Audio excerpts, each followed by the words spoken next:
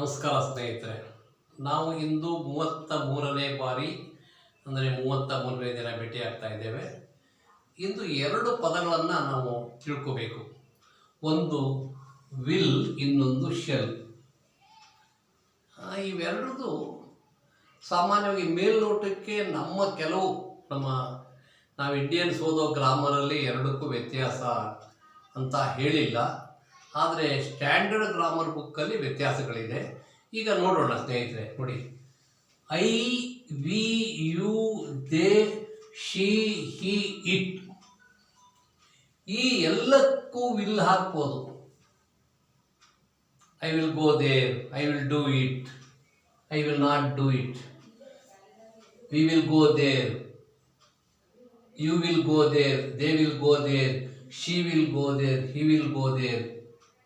ಆಯ್ತಾ? ನೋಡಿ, I will not do it, you will not do it, they will not do it, she will not do it, he will not do it.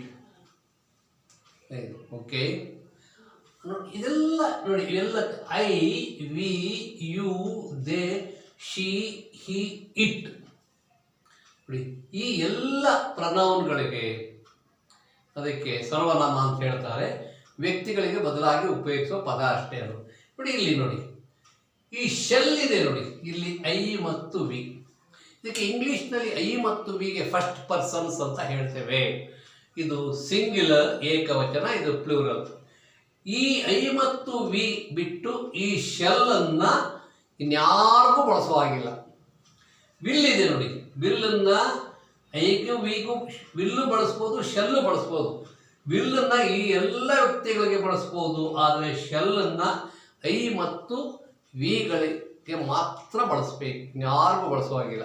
ಬಹಳ ಸುಲಭ ಆಯಿತು ನೋಡಿ. ಅದನ್ನು ದಯವಿಟ್ಟು, ಇದು ಮುಖ್ಯವಾದ ಅಂಶ, ಇದನ್ನು ಹೇಳೋದಕ್ಕೆ ನಾನು ಈ ವಿಡಿಯೋ ಮಾಡ್ತಾ ಇದ್ದೀನಿ ಸ್ನೇಹಿತರೆ. ದಯವಿಟ್ಟು ಜ್ಞಾಪಕ ಇಟ್ಕೊಳ್ಳಿ. ಹಿ ಶಾಲ್ ಬಿ ಫನಿಶ್ಡ್ ಅಂತ ನಾನು ಕೆಲವು ಆರ್ಟಿಕಲ್ನ ನೋಡಿದ್ದೇನೆ. ಅದು ಇಂಡಿಯನ್ ಇಂಗ್ಲೀಷು. ಆ್ಯಕ್ಚುಲಾಗಿ ಸ್ಟ್ಯಾಂಡರ್ಡ್ ಇಂಗ್ಲೀಷ್ ಪ್ರಕಾರ ಶೆಲ್ಲನ್ನು ಐ ಮತ್ತು ವಿ ಬಿಟ್ಟು ಶುಡ್ ಹಾಕ್ಬೋದು, ಆಯಿತಾ? ವಿಲ್ ಹಾಕ್ಬೋದು. ಐ, ವಿ ಮತ್ತು ಶೆಲ್ಲನ್ನು ಹೇಳ್ತಾರಲ್ಲಿ ಯುಗಾಗಲಿ, ದೇಗಾಗಲಿ, ಶೀಗಾಗಲಿ, ಹೀಗಾಗಲಿ, ಇಟ್ಗಾಗಲಿ ಹಾಕೋಂಗಿಲ್ಲ. ನೋಡಿ, I will do it, okay, I will help you, okay, I will work there, I will come there, ಎಲ್ಲ ಹಾಕ್ತೇವೆ ನೋಡಿ. You will come there, they will come there, they will do it, he will do it, she will do it. ಆದರೆ ಇಲ್ಲಿ ನೋಡಿ, I shall do it, I shall be there tomorrow. ತಪ್ಪ ನೋಡಿಕೊಳ್ಳಿ.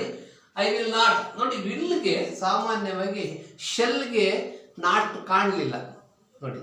I will not come there, ಆದರೆ I shall not ಹಾಕಾಗಲ್ಲ. ಸಾಮಾನ್ಯವಾಗಿ ಶೆಲ್ಲನ್ನು I and we ಪಾಸಿಟಿವ್ಗೆ ಹೆಚ್ಚು ಬಳಸ್ತಾರೆ. ಇದನ್ನು ಜ್ಞಾಪಕ ಇಟ್ಕೋಬೇಕು.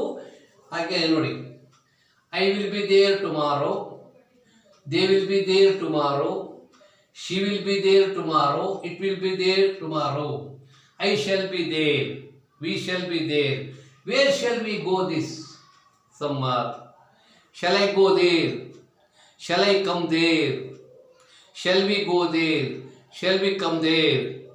ಇದೆಲ್ಲ ಹೇಳ್ಬೋದು. ನಾವಲ್ಲಿ ಹೋಗ್ಬೋದಾ, ನಾವಲ್ಲಿ ಮಾಡ್ಬೋದು.